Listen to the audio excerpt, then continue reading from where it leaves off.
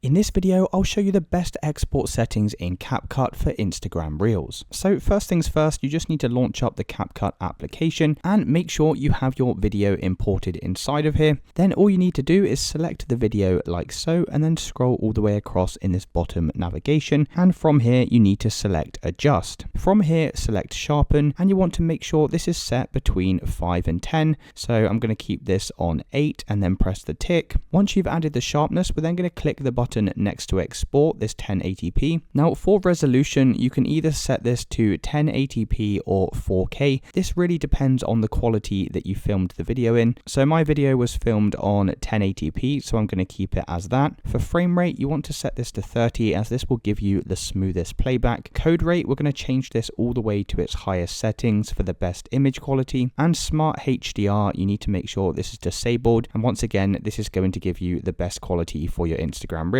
Once you've done that, we can close out of these settings and press the export button. If you did find this video helpful, then please consider dropping a like and subscribing.